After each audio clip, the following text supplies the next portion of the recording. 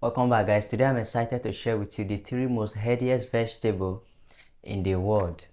Now, this is not to say that other vegetables are not important or they are not healthy, but because these three I'm going to measure in this video are far more nutritious and offers numerous health benefits. If you have things like fatty liver, heart issue, if you have an enlarged prostate, or you have diabetes or certain type of cancer, these vegetables are just going to help you sort it out. So I encourage you to eat them as often as possible. Alright. So the first vegetable we're going to talk about is okra. Now there are a lot of interesting and amazing things about this vegetable, okra. It is very low in calories.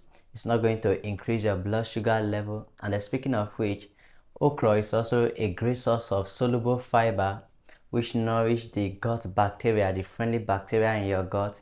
It helps to keep your gut microflora balanced. And then fiber also helps to delay the entry of glucose into the bloodstream by trapping them in your small intestine. They are anti-glycemic, which means that it has the potential to buffer and regulate your blood sugar. And according to studies, it can be used to manage any form of diabetes if you have type 1, type 2, or even gestational type of diabetes. Now, it's also loaded with a lot of polyphenols that have anti-cancer effects that stop the growth of certain type of cancer. Alright. Now, far beyond this, it's also a great source of vitamin K, vitamin B6, and magnesium, which are involved in several metabolic pathways of your body that are essential for your normal body functions. Alright. So you can actually enjoy this vegetable in different form, in roasted, baked, or you can even chop them into your salad. Now the other way you can enjoy this vegetable and derive its nutrient with ease is by taking it in form of okra water. Now you just take out some fresh okras and then chop it into 1 cup of water and then leave it overnight, and all those nutrients in this okra are going to get absorbed by this water, and when you drink it, oh my god, you are going to love it. Now the second vegetable I'm going to talk about is actually broccoli sprouts.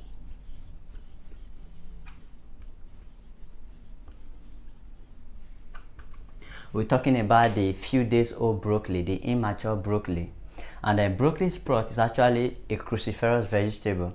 And then like many other cruciferous vegetables like cauliflower, cabbage, Brussels sprout, and wasabi and the rest, broccoli sprout also contain this compound here called sulforaphane. Alright. But however, broccoli sprout actually have the highest concentration of sulforaphane than any other form of cruciferous vegetable. And in fact, broccoli sprout contain 10 times more sulforaphane than the mature broccoli.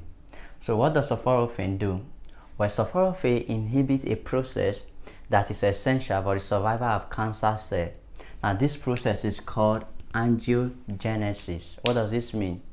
Now naturally, cancer cells have their own separate blood vessels that supplies them with nutrients and oxygen to fuel their growth and proliferation. And then the process of forming a new blood vessel by the cancer cell is called angiogenesis. Alright.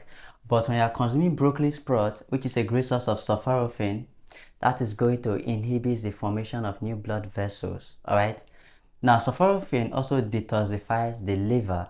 It helps your liver to get rid of those toxins, poisons, and then unwanted chemicals like heavy metals, mercury, and arsenic from your body. It actually does this by increasing the catalytic power of those enzymes of your liver that carry out the detoxification process. Alright. Now sulforaphane also reduces neuroinflammation. Alright.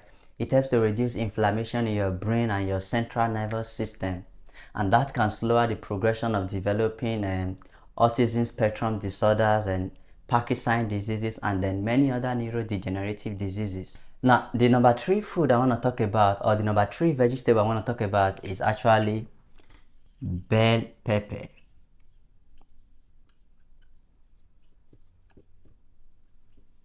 Now, bell pepper is what I actually consider the powerhouse of phytonutrients.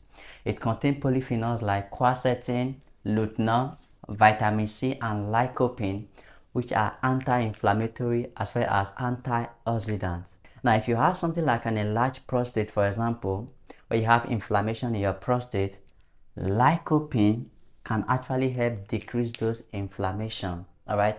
Now, considering all of this, for example, quercetin, lutein, and vitamin C, they can help to act as antioxidants. Now, we're talking about antioxidants. We're talking about molecules that have the ability to reduce oxidation by scavenging free radicals. Because when you have too much of free radicals in your body, that can result in liver problem, that can result in heart diseases, brain problem, cancer, DNA damage, as well as eye problem as well. Now, when you are consuming these phytonutrients, that can help prevent all of these issues. Now, bell pepper is also a great source of lutein and zeaxanthin, which are very important for your eye function. And in fact, the retinal part of your eye contain a relatively higher concentration of zeaxanthin and lutein, where they act as a natural sun blocker by preventing harmful blue rays from penetrating through your eyes.